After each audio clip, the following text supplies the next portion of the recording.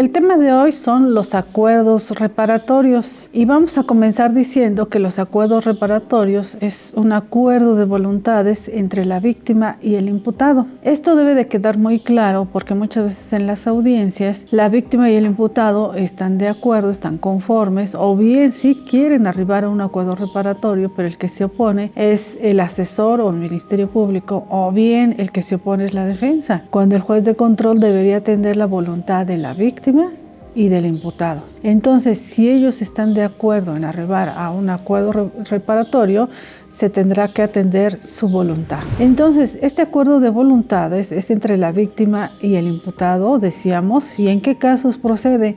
Procede en aquellos delitos que se persiguen de querella, en los delitos culposos y en los delitos patrimoniales sin violencia en las personas. Si el delito por el cual se formula o se quiere formular imputación o por el cual se vinculó proceso o por el cual se formula la acusación es de alguno de estas hipótesis, procede el acuerdo reparatorio. ¿En qué momento procede el acuerdo reparatorio? Procede desde que se formula la querella. Lo puede plantearse ante el Ministerio Público cuando se inicia la carpeta de investigación o bien ante el juez de control en la etapa de investigación complementaria o bien ante el juez de control cuando estamos en audiencia intermedia. La única limitante en cuanto al momento procesal es que no se haya dictado un auto de apertura a juicio oral. Por eso el tiempo máximo es antes de que se dicte el auto de apertura a juicio oral, estando allá en la etapa intermedia. Entonces, si las partes, refiriéndose a la víctima y el imputado, desean plantear un acuerdo reparatorio, lo podrán hacer ante el Ministerio Público o ante el juez de control. ¿Cuáles son las consecuencias del acuerdo reparatorio? Bueno, si llegan las partes a un acuerdo reparatorio, se declara ante el juez de control, estamos hablando, se declara extinguida la pretensión punitiva y se declara también el sobreseimiento. Ahora bien, este acuerdo reparatorio se puede plantear en la audiencia y cumplirse en la misma audiencia. Es decir, tendríamos que ver en qué consiste el acuerdo. Suponiendo que el acuerdo fuera una disculpa pública y además un pago en dinero, se podrá llevar a cabo en esa misma audiencia y poderse tener por satisfecho en esa misma audiencia. Si fuera el caso, entonces en ese mismo momento se declara extinta la pretensión punitiva y se decreta el sobreseimiento. Pero también puede ser el caso que este acuerdo reparatorio sea a plazos. Es decir, a lo mejor conviene el Ministerio Público y asesor jurídico, la defensa, víctima y imputado, convienen en que este acuerdo sea a plazos, es decir, que suponiendo que fuera un caso donde se va a llevar a cabo el pago de dinero, este dinero a lo mejor el imputado no lo tiene en su totalidad, y convienen en que se lleve a cabo en pagos mensuales.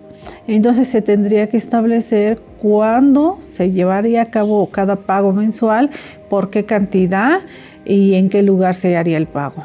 Entonces, estos plazos para el acuerdo reparatorio también es procedente.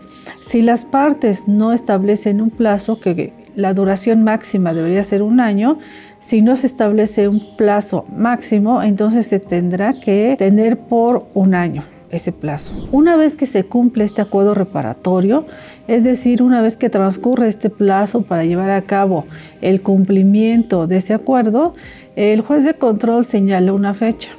En esa fecha va a verificar si se cumplió ese acuerdo reparatorio o no se cumplió. Si se cumplió en sus términos, es decir, si se llevó a cabo los pagos correspondientes en cada mes, entonces el juez de control, ya una vez verificado esta parte, preguntado a las partes si están de acuerdo, si se verificó, si se cumplió, entonces el juez de control, una vez verificado, declara la extinción de la pretensión punitiva y decreta el sobreseimiento. Pero vamos a suponer que, contrario a ello, el imputado no cumplió con ese acuerdo reparatorio. Es decir, se dijo que iba a hacer un pago mensual y no cumplió o no exhibió la cantidad completa.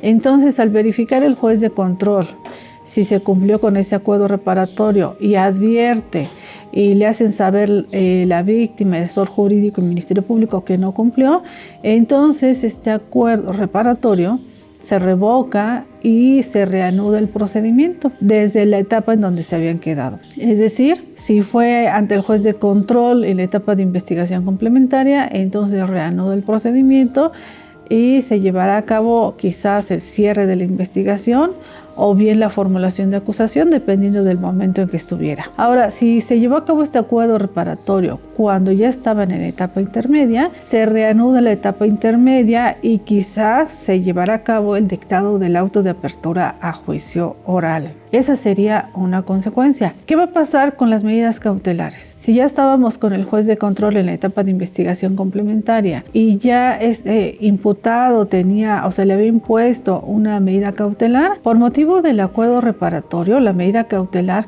se levanta y queda sin efecto. Entonces, esta medida cautelar ya no va a surtir efectos durante el acuerdo reparatorio. Es decir, si el acuerdo reparatorio fue a plazos, durante todos esos plazos el imputado no va a tener ninguna medida cautelar. No va a cumplir con ella porque ya se levantó la medida cautelar cuando se aprobó el acuerdo reparatorio. Si este acuerdo reparatorio, como ya dijimos, se revoca por el juez de control porque advirtió que no se cumplió, entonces se reanuda el procedimiento, como habíamos dicho, hasta el momento donde se había quedado, pero también se lleva a cabo un debate sobre la medida cautelar para llevar a cabo la imposición de otra medida cautelar que no tenía por motivo del acuerdo reparatorio. Pero como ya se revocó el acuerdo reparatorio y se está reanudando el procedimiento, es necesario la imposición de una medida cautelar.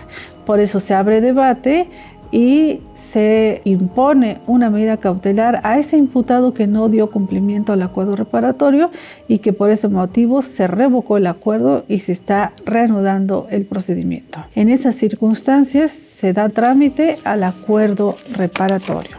Esos son los requisitos y esas son las consecuencias en el caso de no cumplir.